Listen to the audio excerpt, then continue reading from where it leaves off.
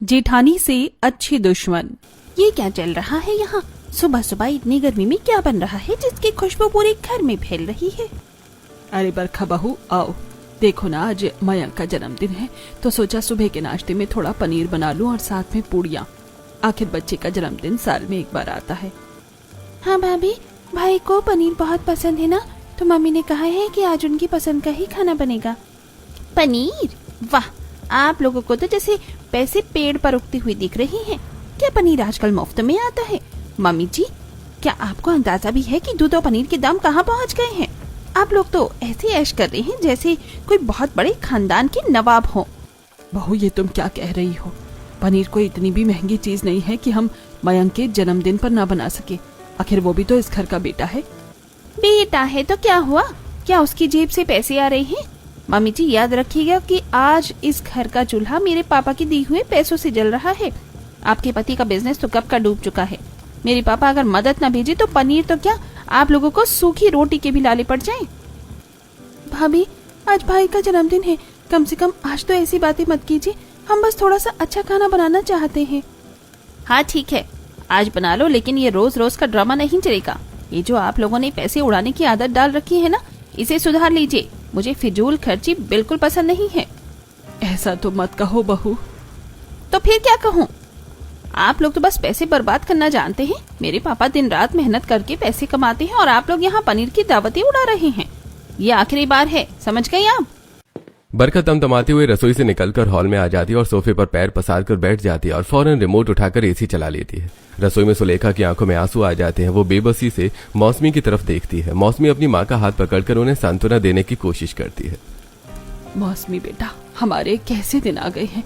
कल तक हम अपने घर में वो वैभव देखते थे कि अगर खाना बच जाता था तो हम अपने नौकरों को दे देते थे और वो भी दुआएं देते थे, और आज हमें अपने ही घर में एक टुकड़ा पनीर बनाने के लिए भी 100 बातें सुननी पड़ रही हैं।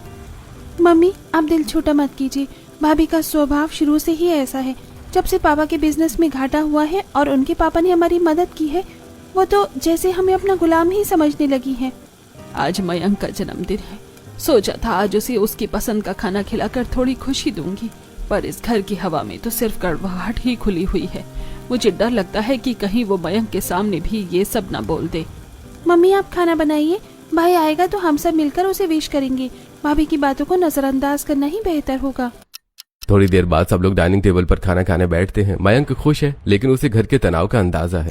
राकेश जी चुपचाप अपना सिर झुकाए खाना खा रहे हैं। बरखा बार बार अपनी प्लेट में पनीर के टुकड़ों को देख रही है, जैसे वो उसे गिन रही हो। मौसमी, खाना खाने के बाद फ्री रहना। मुझे टेलर के यहाँ से अपना ब्लाउज मंगाना है, वो तो जरूरी है। मुझे शाम को एक किटी पार्टी में जाना है। भाभी, दोपहर की धूप बहुत तेज है, क्या मैं शाम को चली जाऊँ? अभी बाहर लो चल रही है।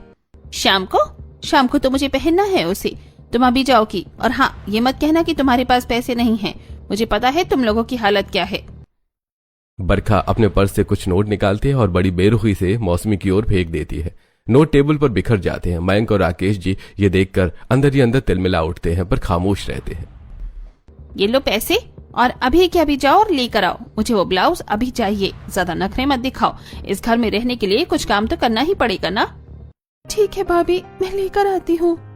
मौसमी भरी दोपहरी की कड़क धूप में बाहर जाती है। जब वो करीब 1 घंटे बाद वापस आती है तो उसका चेहरा लाल पड़ जाता है और उसे चक्कर आने लगते हैं। वो चुपचाप अपने कमरे में जाकर लेट जाती है।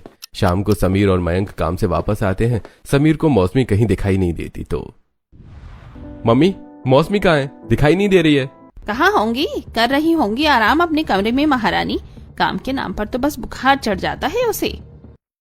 नहीं नहीं समीर बेटा, वो मौसमी दोपहर में बाहर धूप में गई थी ना, बरखा का कुछ सामान लाने, तो शायद उसे लू लग गई है। वो थोड़ा असहज महसूस कर रही थी तो मैंने ही उसे लेटने को कहा है। लो कर लो बुराई अपने बेटे से। अब क्या सामान मंगाना भी जुर्म हो गया है? समीर, देखो तुम्हारी माँ कैसे मुझे विलेन बना रही है। बस जरा सा बाहर क्या गई, ड्रामा शुरू हो गया। बरखा, कम से कम इतना बुरा तो मत कहो। वैसे तुम्हें पता भी है कि बाहर कितनी धूप थी। मौसमी की तबीयत ठीक नहीं है और तुम इस तरह की बातें कर रही हो। हाँ, तुम तो अपनी बहन का ही पक्ष लोगे। जाओ देख लो अब अपनी महारानी बहन को। मैं जा रही हूँ अपने कमरे में, यहाँ तो मेरा दम घुटता है। बरखा पैर पटकते हुए अपने कमरे में चली जाती है। समीर थका हुआ सोफे पर बैठ जाता है। राकेश जी भी बाहर से आते हैं और समीर के पास बैठते हैं। पापा, काश हमारे ऐसे दिन ना आए होते कि हमें बरखा के पापा से मदद लेनी पड़ती। आज उनकी वजह से ये घर चल रहा है, इसलिए वो हम सबको नीचे दिखाने का कोई मौका नहीं छोड़ती। बेटा, मजबूरी इंसान से क्या क्या नहीं करवाती। हमारा कारोबार अगर उस बिजनेस पार्टनर ने हमें धोखा देकर नहीं डुबोया होता तो आज ये नौबत नहीं आती। हम कोई गए गुजरे तो नहीं थे, हमारा भी नाम था शहर में। बस कुछ ही दिनों की बात है पापा, मैं और मयंक मेहनत कर रहे हैं। एक बार सब ठीक हो जाए ना बस, तो फिर हमारी स्थिति पहली जैसी हो जाएगी। तो हम सबसे पहले उनके पैसे लौटाएंगे। मुझे रोज 2 बातें सुनना अब बर्दाश्त नहीं होता। भाई, मैं भी पूरी कोशिश कर रहा हूँ, पर फिलहाल तो हमें भाभी की बातें सुननी ही पड़ेंगी। उनकी वजह से ही हमारे घर का खर्च निकल रहा है। अगले दिन बरखा अपनी सहेली रश्मि से फोन पर बात कर रही होती है। रश्मि उसे उसके घर के हालात और देवर की शादी के बारे में पूछती है। हाँ रश्मि, मयंक की शादी का तो सोच रहे हैं ये लोग, पर मैं डरी हुई हूँ। देखो, मैं बड़े घर की हूँ, पढ़ी लिखी हूँ, तो इन लोगों को संभाल लेती हूँ। पर अगर मयंक की बीवी भी मेरी तरह किसी बड़े घर की आ गई तो वो अपना रौब जमाएगी, फिर मेरी कौन सुनेगा। तो फिर किसी सीधी सादी घर की लड़की देखना बरखा, जो तेरी बातें माने और घर का काम भी कर ले। बिल्कुल, मैं तो अपनी देवरानी ऐसी लाऊंगी जो गरीब घर की हो, जिसे मैं जैसे चाहूँ वैसे नचा सकूं। गरीब घर की लड़की होगी तो दबी रहेगी और घर का सारा काम भी करेगी। मेरी नजर में एक लड़की है वाणी, बहुत ही गरीब घर की है, सीधी सादी है। तू कहे तो बात चलाऊं? हाँ जरूर, मुझे उसके बारे में और बता जरा। रात को खाना खाने के बाद बरखा सुलेखा के पास जाती है। सुलेखा थोड़ी डरी हुई है कि अब क्या नया हंगामा होगा। सुलेखा के कमरे में मयंक भी होता है। मम्मी जी, मयंक का बड़ा हो गया है, उसकी शादी की उम्र हो गई है, घर के काम भी बहुत बढ़ गए हैं। आप और मौसमी से संभलती नहीं हैं। मैंने मयंक के लिए एक लड़की देखी है। लड़की? कौन है वो बहू और कहाँ की है? उसकी फिक्र आप मत कीजिए, लड़की मेरी पसंद की है। गरीब घर की है तो कम से कम नखरे तो नहीं करेगी और इस घर को ठीक से संभालेगी। मैंने तय कर लिया है कि इस घर में अगर कोई देवरानी आएगी तो वही आएगी जिसे मैं पसंद करूंगी। पर बहू, मयंक से तो पूछ लो, उसकी पसंद भी तो मायने रखती है। मयंक क्या कहेगा? क्या उसके पास इतने पैसे हैं कि वो अपनी पसंद की शादी कर सके? याद रखिए, शादी का सारा खर्च भी मेरी तरफ से होगा, इसलिए जुबान बंद रखिए और जो मैं कह रही हूँ वो मान लीजिए। सुलेखा और समीर बेबसी में एक दूसरे को देखते हैं। उन्हें पता है कि बरखा के खिलाफ जाना उनके बस में नहीं है। तभी सुलेखा मयंक को समझाती है। बेटा मयंक, देखो, एक बड़े घर की लड़की बरखा हमारे घर में है ही। उसके रंग ढंग तो तुम देख ही रहे हो। ये वाणी जो आएगी वो छोटे घर की है, बेचारी सब संभाल लेगी और हमें बरखा के जुल्मों से भी शायद थोड़ा बचा ले। वो दबी रहेगी तो घर में शांति रहेगी। ठीक है मम्मी, अगर आप सबको लगता है कि इसी में घर की भलाई है तो मैं तैयार हूँ। कुछ ही हफ्तों में मयंक और वाणी की शादी हो जाती है। वाणी एक बहुत ही साधारण और सुंदर लड़की है। शादी के दिन बरखा सबके सामने बहुत मीठी बनती है, जैसे वो दुनिया की सबसे अच्छी जेठानी हो। लेकिन मुंह दिखाई की रस्म के वक्त उसका असली चेहरा बाहर आने लगता है। वाह बरखा बहू, तुम्हारी देवरानी तो बहुत सुंदर है, बिल्कुल गाय जैसी सीधी लग रही है। हाँ हाँ, क्यों नहीं। आखिर गरीब घर की जो है, बेचारी के पास तो ढंग के कपड़े तक नहीं थे शादी के लिए। मैंने तो इसके ऊपर दया करके इसे इस घर की बहू बनाया है, वरना इसके नसीब में इतना बड़ा घर कहाँ था। भाभी चुप रहो, अभी मेहमान है यहाँ, मुस्कुराओ और सबका आशीर्वाद लो। वाणी की आंखों में आंसू आ जाते हैं और वो चुप रहती है। जैसे ही सारे मेहमान चले जाते हैं, बरखा अपना असली रूप दिखाती है। अगले दिन वाणी की पहली रसोई की रस्म होती है। बरखा जानबूझकर अपनी 5-6 सहेलियों को लंच पर बुला लेती है। वाणी, इधर आओ, आज तुम्हारी पहली रसोई है। तो सुनो, मैंने अपनी सहेलियों को बुलाया है, तुम्हें उनके लिए शाही खाना बनाना होगा। जी भाभी, मैं बना लूंगी। क्या क्या बनाना है?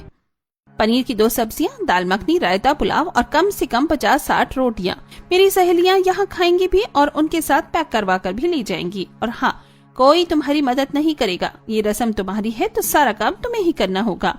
बहू, इतनी सारी रोटियां और इतना सारा खाना अकेली वाणी कैसे बनाएगी? मैं और मौसमी थोड़ी मदद कर देते हैं। खबरदार जो किसी ने रसोई में कदम रखा। मम्मी जी, आप अपना काम कीजिए। वाणी, तुम्हें पता चलना चाहिए कि इस घर में रहने की कीमत क्या है। जी भाभी। और वाणी, सुबह के अभी 6 बजे हैं, पहले पूरे घर का झाड़ू पोंछा करो, ऊपर से नीचे तक एक भी कोना गंदा नहीं दिखना चाहिए। उसके बाद बाजार जाओ और सब्जियां लेकर आओ। भाभी, मुझे बाजार का रास्ता नहीं पता और बाहर बहुत धूप है। रास्ता पूछ लेना किसी से। और सुन लो, तुम रिक्शा या ऑटो से नहीं जाओगी, पैदल ही जाओगी। पैसे पेड़ पर नहीं लगते जो तुम्हें मैं रिक्शे के लिए दूं। वानी बेचारी भारी मन से घर की साफ सफाई करती है। उसका हाथ झाड़ू लगाते लगाते थक जाते हैं, पर बरखा सोफे पर बैठकर उसे टोकती रहती है। सफाई के बाद वानी चिलचिलाती धूप में बाजार जाती है। वो 2-3 भारी झोले लेकर पैदल वापस आती है। पसीने से उसकी साड़ी भीग चुकी होती है। भाभी ये लीजिए सब्जियां, मैं बहुत थक गई हूँ, क्या 5 मिनट बैठ जाऊं? बैठने के लिए नहीं बुलाया है तुम्हें यहाँ। पहले हिसाब दो, एक एक पैसे का हिसाब लिखवाओ। कौन सी सब्जी कितने की आई है? वानी कांपते हाथों से हिसाब देती है। बरखा हाथ में सब्जियां उठाकर देखते हुए उसे एक एक पैसे के लिए जलील करती है। ये भिंडी इतनी महंगी क्यों लाई? और ये धनिया, क्या लूट मचा रखी है बाजार वालों ने? तुम तो बिल्कुल बेवकूफ हो। अब जाओ रसोई में और खाना बनाना शुरू करो, मेहमान 1 बजे तक आ जाएंगे। वानी भूखी प्यासी रसोई में लग जाती है। 1 बजे बरखा की सहेलियां आती हैं। वो लोग वानी का मजाक उड़ाती हैं। अरे बरखा, तेरी देवरानी तो बिल्कुल नौकरानी जैसी लग रही है। देख कैसे पसीने में लथपथ है। नौकरानी ही तो है, मैं इसे काम के लिए ही तो लाई हूँ। वानी, पानी लाओ सबके लिए जल्दी। वानी सबको पानी देती है, खाना परोसती है। सहेलियां खाना खाती हैं और पैक करवा कर ले जाती हैं। रात को वानी बुरी तरह से थककर अपने कमरे में गिर पड़ती है। मयंक उसे इस हालत में देखकर बहुत दुखी होता है। वानी, तुम ठीक तो हो? मम्मी बता रही थी कि भाभी ने तुमसे बहुत काम कराया। मयंक, भाभी ने मुझे 50-60 रोटियां और ढेर सारा खाना बनवाया और पूरे घर की सफाई भी कराई। मैं बहुत थक गई हूँ। वानी, मुझे तुमसे कुछ छुपाना नहीं चाहिए। हमारा कारोबार बिल्कुल डूब गया है। अब जो कुछ भी चल रहा है वो बरखा भाभी के पापा के पैसों से चल रहा है, इसलिए हम सब उनकी बात मानने पर मजबूर हैं। बस कुछ दिनों की बात है, मैं अपना बिजनेस फिर से खड़ा कर लूंगा। तब तक तुम्हें थोड़ा बर्दाश्त करना होगा। मैं कोशिश करूंगी मयंक, पर उनका व्यवहार बहुत डरावना है। 2 दिन बाद सूरज अभी पूरी तरह निकला भी नहीं है कि बरखा के कमरे में चिल्लाने की आवाजें आने लगती हैं। वानी, जो रात को देर से सोई थी, हड़बड़ाकर उठती है और अपनी साड़ी ठीक करते हुए बाहर भागती है। सुलेखा और मौसमी भी रसोई के पास सहमी हुई खड़ी हैं। बरखा हाथ में अपनी खाली चाय की प्याली लिए खड़ी है। उसके चेहरे पर सुबह की ताजगी नहीं बल्कि जहर भरा हुआ है। वाणी, कहाँ मर गई तुम? क्या यहाँ महारानी की तरह सोने के लिए आई हो? सुबह के 6 बज रहे हैं और अभी तक मेरी बेटी तैयार नहीं हुई। तुम्हें पता भी है मेरा सर दर्द से फटा जा रहा है। सॉरी भाभी, वो रात को बर्तन साफ करते करते 2 बज गए थे, तो आँख जरा देर से खुली। मैं अभी बस 2 मिनट में चाय लाती हूँ। बहाने मत बनाओ, रात को काम करना तुम्हारी जिम्मेदारी है। अब चुपचाप रसोई में जाओ और सुनो, आज नाश्ते के बाद तुम्हें बाजार जाना है। घर में सब्जियां खत्म हो गई हैं। बहू, कल ही तो वाणी इतनी सारी सब्जियां लेकर आई थी। अभी तो फ्रिज भरा हुआ है, धूप में उसे दोबारा भेजने की क्या जरूरत है? मम्मी जी, आप अपना ज्ञान अपने पास रखिए। मुझे ताजी सब्जियां खानी हैं, कल की बासी नहीं। और वानी, सुन लो, हफ्ते भर की सब्जी एक साथ मत उठा लाना। रोज मंडी जाओगी और रोज ताजी सब्जी लेकर आओगी। मुझे फ्रिज में रखा हुआ कचरा नहीं खाना। भाभी, बाहर बहुत लू चल रही है, क्या मैं हफ्ते भर का सामान एक साथ ले आऊं? इससे पैसे भी बचेंगे और मुझे बार बार धूप में नहीं जाना पड़ेगा। पैसे क्या तुम्हारा बाप देगा, या तुम्हारे मायके से दहेज में नोटों की गड्डियां आई हैं? ये मेरा घर है, मेरे बाप के पैसे से चल रहा है। ज्यादा होशियारी दिखाने की जरूरत नहीं है। जितना कहा है उतना करो। रोज सुबह और शाम मंडी जाओगी, समझी तुम? वानी की आंखों में अपमान के आंसू भर जाते हैं। वो चुपचाप रसोई में जाती है और चाय बनाकर बरखा को देती है। नाश्ते के बाद जब सूरज आसमान के बीचों बीच पहुंच चुका होता है, बरखा उसे एक लंबी लिस्ट थमा देती है। वानी बाजार के लिए निकलती है। पसीने से तरबतर वानी जब सब्जियों के भारी थैले लेकर वापस लौटती है तो उसकी सांसें फूल रही होती है। भाभी, ये लीजिए सब्जियां। मैं जरा 2 मिनट बैठ जाऊं, मेरा सर बहुत चकरा रहा है। अरे, ये टमाटर इतने गले हुए क्यों लाई हो? और अदरक कहाँ है? मैंने लिस्ट में अदरक लिखा था ना। अदरक? ओह भाभी, लगता है मैं भूल गई, बहुत भीड़ थी वहाँ। भूल गई? दिमाग घर रख कर गई थी क्या? अभी वापस जाओ और अदरक लेकर आओ। मुझे अभी चाय पीनी है और बिना अदरक के मुझे चाय पसंद नहीं है। भाभी, अभी तो मैं आई हूँ, कम से कम 1 गिलास पानी तो पी लेने दीजिए। बाहर आग बरस रही है। कोई पानी वानी नहीं, पहले अदरक लाओ फिर बैठना। और खबरदार, जो ऑटो किया, पैदल जाओगी पैदल आओगी, जाओ। वानी लड़खड़ाते कदमों से दोबारा बाहर निकलती है। उसे अपनी किस्मत पर रोना आता है। उसे अपनी सहेली की बातें याद आती हैं जो कहती थी कि ससुराल में सब प्यार करेंगे। वो मन ही मन बुदबुदाती है। हे भगवान, ऐसी जेठानी से तो दुश्मन अच्छे हैं। कम से कम दुश्मन सामने से वार तो करता है, ये तो तिल तिल मार रही है। अब जब वानी वापस आती है और रसोई में काम करने लगती है तो सुलेखा उसकी हालत देख नहीं पाती। वाणी बेटा, तू बैठ जा, मैं और मौसमी जरा सब्जी छील देते हैं। बरखा अपने कमरे में सो रही है, उसे पता नहीं चलेगा। नहीं मम्मी जी, अगर वो जग गई और उन्होंने देख लिया तो वो आप पर भी चिल्लाएंगी। मुझे करने दीजिए। सुलेखा फिर भी वानी के हाथ से चाकू छीन लेती है और काम करने लगती है। तभी अचानक बरखा का दरवाजा खुलता है। वो हाथ मलते हुए बाहर आती है और रसोई का नजारा देखकर उसके तन बदन में आग लग जाती है। क्या हो रहा है यहाँ मम्मी जी? मौसमी, मैंने आप लोगों को मना किया था ना कि इसकी मदद मत करना। आप लोग फिर इसकी मदद के लिए आ गए। इसे बिगाड़ क्यों रहे हैं आप? बहू देख तो सही, बच्ची का चेहरा कैसे पीला पड़ गया है। वो 2 बार बाजार हो आई है, थोड़ी इंसानियत तो दिखा। इंसानियत? मेरी इंसानियत देखनी है? ठीक है, आज से मैं घर का सारा खर्चा बंद कर रही हूँ। मयंक और समीर से कह देना कि अब दाना पानी खुद जुटाएं। मैं जा रही हूँ अपने मायके। आप लोग भीख मांगते रहना, तब पता चलेगा इंसानियत क्या होती है। भाभी, आप बात का बतंगड़ क्यों बना रही है? मम्मी तो बस मदद कर रही थी। मौसमी, तुम चुप रहो, बहुत जुबान चलने लगी है तुम्हारी।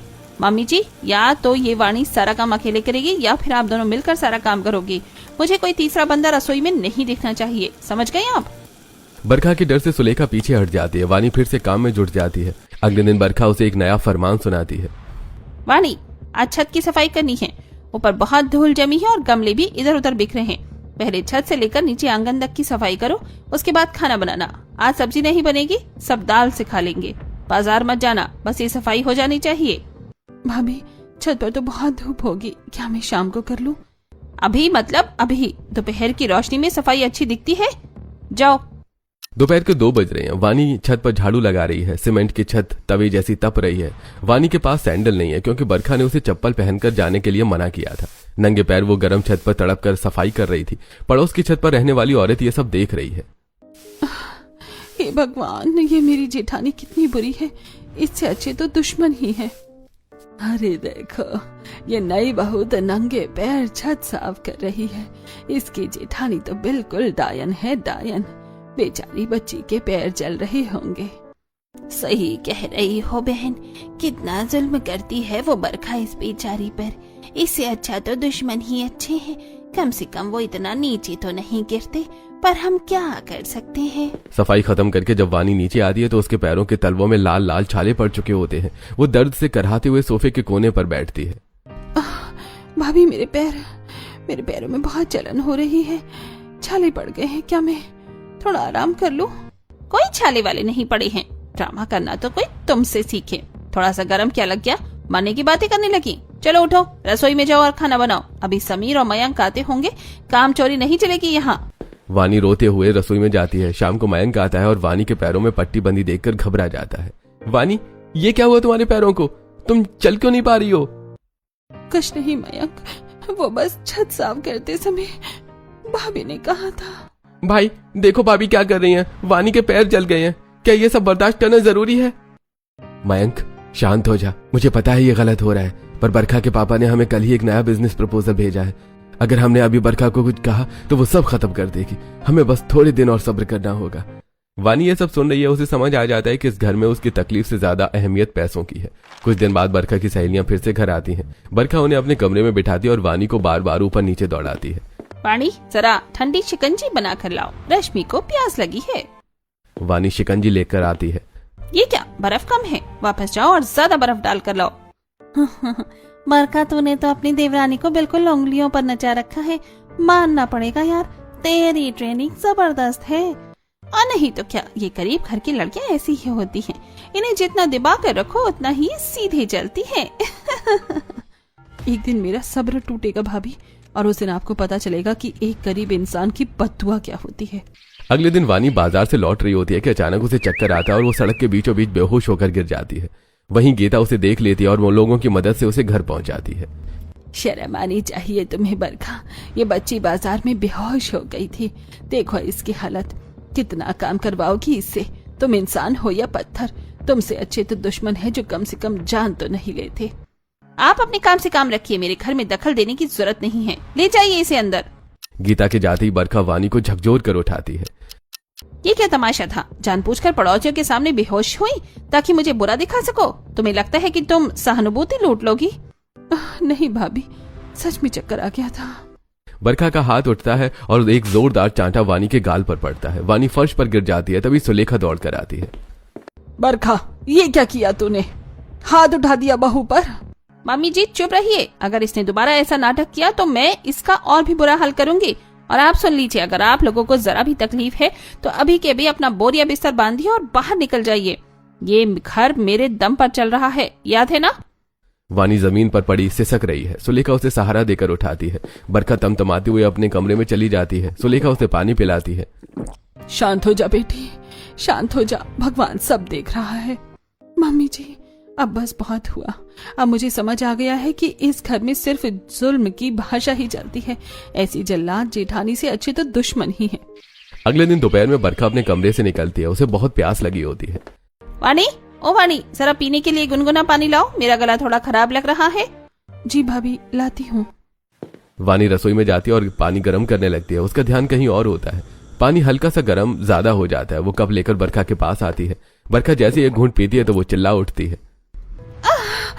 जल गई, मेरा गला जल गया।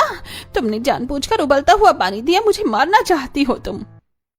नहीं भाभी, वो गलती से थोड़ा ज्यादा गर्म हो गया होगा, मैंने ध्यान नहीं दिया। I am sorry. सॉरी? अब मैं तुम्हें दिखाती हूँ कि गर्म पानी क्या होता है। तुमने मेरा गला जलाने की कोशिश की है ना, अब देखो दुश्मन क्या होता है। तुम रोज बोलती हो ना कि ऐसी जेठानी से अच्छे दुश्मन है, अब मैं तुम्हें दिखाती हूँ असली दुश्मनी। बरखा झपट्टा मारकर वानी का हाथ पकड़ती है और उसे खींचते हुए रसोई की तरफ ले जाती है। वानी चिल्ला रही होती है पर बरखा की ताकत के आगे वो बेबस है। बरखा गैस पर बड़ा तपेला रखती है और उसमें पानी भरकर उसे पूरी आंच पर चढ़ा देती है। भाभी, ये आप क्या कर रही हैं? प्लीज छोड़ दीजिए, मुझे डर लग रहा है। डर? अभी तो तुमने डर देखा ही कहाँ है। जब तक ये पानी खोलेगा तब तक तुम यहीं खड़ी रहोगी और अपनी मौत का इंतजार करोगी। मैंने तुम्हें बहुत सर पर चढ़ा लिया है, अब तुम्हें सबक सिखाना ही पड़ेगा। पानी खौलने लगता है, भाप निकलने लगती है। बरखा की आंखों में एक अजीब सी सनक सवार है जो उसे सही गलत का फर्क ही नहीं करने दे रही है। अब देखो वाणी, क्या होता है गर्म पानी। तुमने मुझे जलाया था ना, अब ये लो।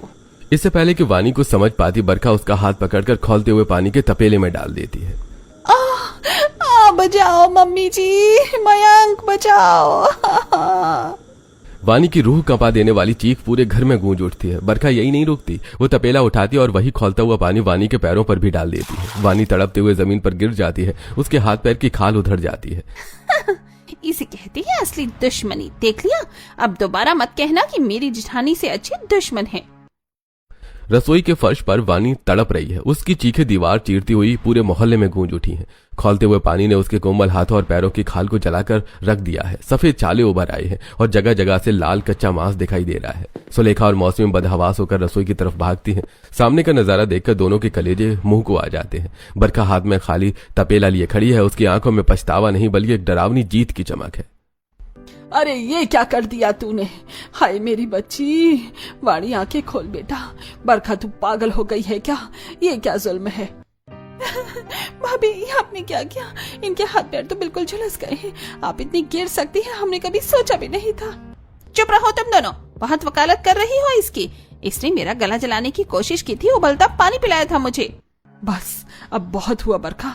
अब तक हम तेरी हर ज्यादती सहते रहे क्योंकि हम तेरे बाप के टुकड़ों पर पल रहे थे, पर आज तूने इंसानियत की सारी हदें पार कर दी हैं। कोई जानवर भी ऐसा नहीं करता जैसे तूने अपनी देवरानी के साथ किया है। ये दुश्मनी नहीं, ये कत्ल की कोशिश है। सुलेखा फौरन रसोई से बाहर भागती है और पड़ोसन के घर की ओर दौड़ती है। बहन जी जरा सुनिए, जल्दी मेरे बेटे समीर और मयंक को फोन लगवाइए। मेरी छोटी बहू वाणी जल गई है, उस बरखा ने उसे जला दिया। जल्दी कीजिए वरना वो मर जाएगी। क्या ये लड़की तो पागल हो गई है? मैं अभी फोन करती हूँ समीर को, आप घबराइए मत। थोड़ी देर में समीर और मयंक अपनी मोटरसाइकिलें घर के बाहर पटकते हुए अंदर भागते हैं। मयंक जब रसोई में अपनी पत्नी की बेसुध और जली हुई हालत में देखता है तो उसकी चीख निकल जाती है। वानी, वानी उठो, भाई देखो उसके पूरे हाथ पैर जल गए हैं।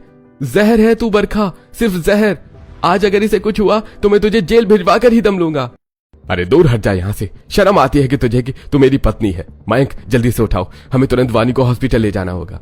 मयंक और समीर वानी को चादर में लपेटकर गाड़ी में डालते और अस्पताल की ओर भागते हैं। पीछे पीछे सुलेखा और मौसमी भी रिक्शे से पहुंचती हैं। अस्पताल पहुंचते ही डॉक्टर वानी की हालत देखकर दंग रह जाते हैं। देखिए, ये कोई मामूली एक्सीडेंट नहीं है, ये 3rd डिग्री बर्न्स लग रहे हैं और जिस तरह से पानी गिरा है ये साफ दिख रहा है कि किसी ने जानबूझकर इनके ऊपर खौलता हुआ पानी डाला है।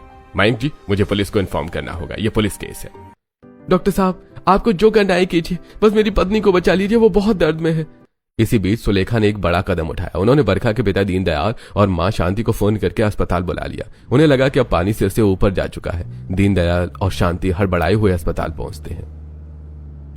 राकेश भाई, सुलेखा बहन जी, क्या हुआ? बरखा का फोन आया था कि कुछ अनहोनी हो गई है। वानी बेटा कैसी है? दीनदयाल जी, आप मेरे पति के बचपन के दोस्त हैं। आपने हमारी मदद की, हम आपके शुक्रगुजार हैं। पर आपकी बेटी ने आज हमारी बहू को जिंदा जलाने की कोशिश की है। देखिए अंदर जाकर उस मासूम का क्या हल किया है इसने। नहीं नहीं, मेरी बरखा ऐसा नहीं कर सकती। वो थोड़ी तेज मिजाज की जरूर है, पर इतने ही निर्दय नहीं है। आंटी, आप झूठ बोल रही है। या आपको पता ही नहीं कि आपकी बेटी घर में क्या तांडव मचाती है। वो हमें जानवरों की तरह ट्रीट करती है, सिर्फ इसलिए क्योंकि आप हमें पैसे देते हैं। वो हमें अपना गुलाम समझती है। दीनदयाल का सिर शर्म से झुक जाता है। वो अंदर जाकर कांच के पीछे से वानी को देखते हैं, जो पट्टियों में लिपटी दर्द से करा रही है। तभी पुलिस के 2 सिपाही और एक इंस्पेक्टर वहां पहुंचते हैं। हमें रिपोर्ट मिली है कि यहाँ एक बर्न केस आया है जो सस्पेक्टेड है। मरीज का पति कौन है? मैं हूं सर।